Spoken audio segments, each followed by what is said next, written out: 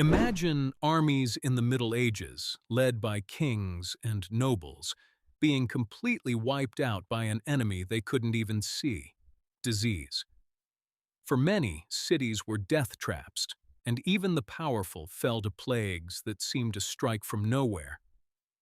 Now, picture a group of so-called barbarians sailing through these lands, living on open ships for weeks, and somehow seeming to fare better against the daily grind of sickness. We call them Vikings, and the popular image of them as filthy brawlers. It might just be one of history's biggest misunderstandings. What if their simple, daily habits were a powerful defense against the infections that plagued their neighbors? The stereotype of the unkempt, mud-spattered Viking is one of the most stubborn images in history. We see it in movies and read it in books, the wild-haired raider covered in grime. But the more we dig, the more this image starts to fall apart.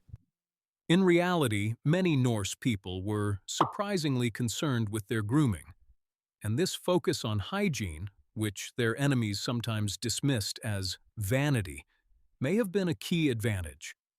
It wasn't just about looking good. It was a cultural practice that gave them an edge in a world where a simple cut could lead to a death sentence. This is the story of how the Vikings fought germs, not with science they didn't have, but with something far more fundamental: their habits. The first clue that shatters the dirty Viking myth isn't found in epic sagas, but in the quiet objects they took to the grave. For a Viking, what you were buried with was what you needed in the afterlife. And across the Viking world, archaeologists have found a surprising number of grooming tools. We're talking about carved combs from bone and antler, tweezers, razors, and even little ear spoons for cleaning out wax. These weren't just crude trinkets. They were often ornate, kept in special cases and carried everywhere. While this was partly about appearance, it also served as a kind of preventative medicine, whether they knew it or not. Take the comb.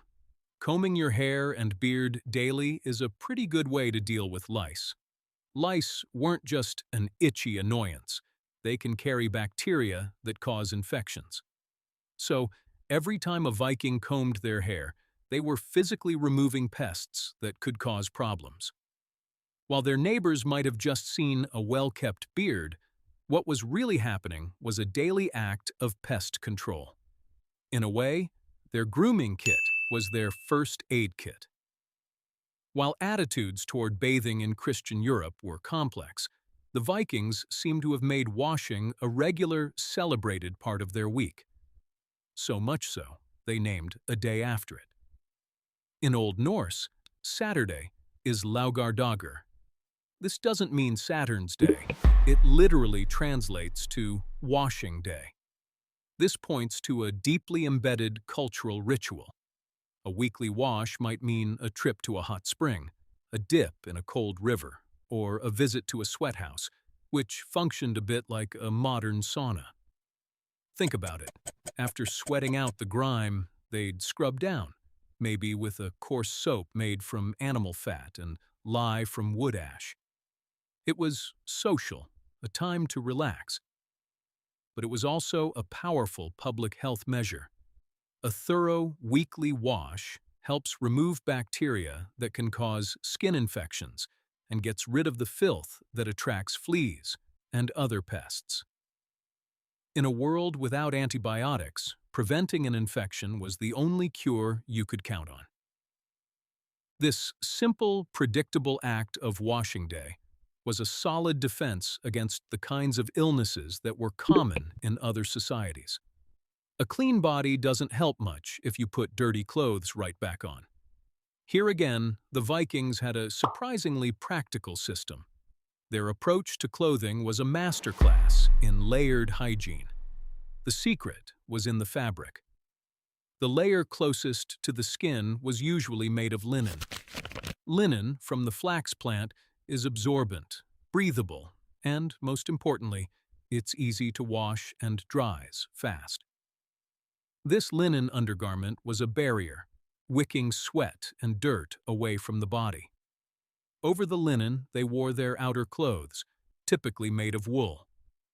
Wool is a fantastic insulator for cold climates, but it's heavy and takes forever to dry, making it hard to clean often.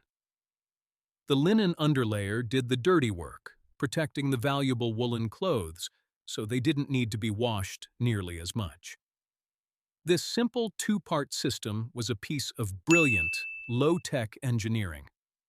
When it was time for laundry, probably also on Lagardagar, they used strong soaps to get the job done.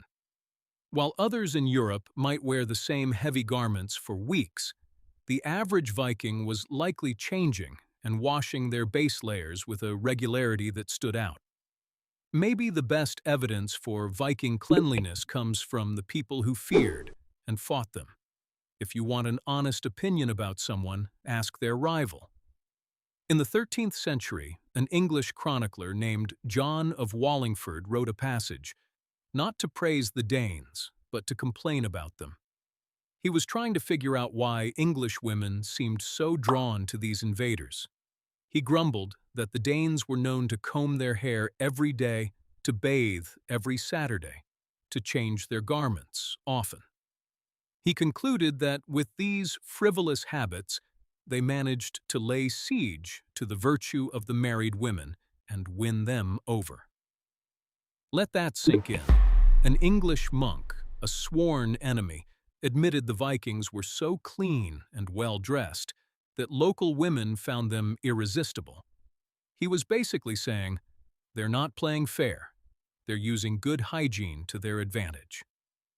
Even the Arab diplomat Ibn Fadlan, who met a group of Rus Vikings in the 10th century, took detailed notes.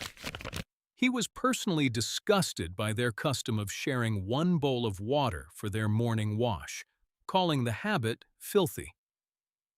But the fact that he describes a daily ritual of washing the face and hair is itself remarkable. To him, their method was barbaric. But to many others at the time, the idea of a daily wash would have been extraordinary. So the Vikings were cleaner than their reputation suggests. But how did this actually help them against disease? They had no concept of germ theory. So what was going on? The answer is a mix of their habits and their environment. They were, in a way, accidental epidemiologists. First, Viking settlements were generally more dispersed than the huge, dense cities growing in other parts of Europe. Most Norse people lived on scattered farmsteads. This low population density acted as a natural firebreak against epidemics. A disease might hit one farm, but it would have a harder time jumping to the next and sparking a massive outbreak. Even their life at sea had a few surprising health perks. A Viking longship was an open vessel, constantly flushed with fresh air. There were no crowded, stuffy lower decks to trap contagion. Waste just went overboard. It's crucial to be clear, the Vikings didn't dodge the great plagues that reshaped the world, like the Black Death, because those happened after the Viking Age ended. And when the plague did arrive in Scandinavia in the 14th century, it was devastating. Their hygiene wasn't a magic shield. But their clean habits, combined with a less urbanized lifestyle, likely protected them from the routine, everyday infections that were a constant threat in the medieval world. So, did Vikings never get sick? Of course not. They were human. Skeletons show they suffered from parasites, arthritis, and all sorts of ailments. Life was still often brutal and short, with life expectancy being similar to other medieval populations. But they were far from the grimy barbarians of legend. The image of the dirty Viking isn't just wrong, it misses the point. Their strength wasn't just in their axes, it was in their habits. It was in the comb they carried, the weekly bath, and the clean linen they wore. These were small acts of discipline that, practiced across a culture, became a powerful tool for survival. The next time you see a movie with a dirt-caked Viking, remember John of Wallingford's complaint. Remember that their enemies thought they were too clean and too handsome. Their hygiene wasn't a superpower, but it was a key part of their story.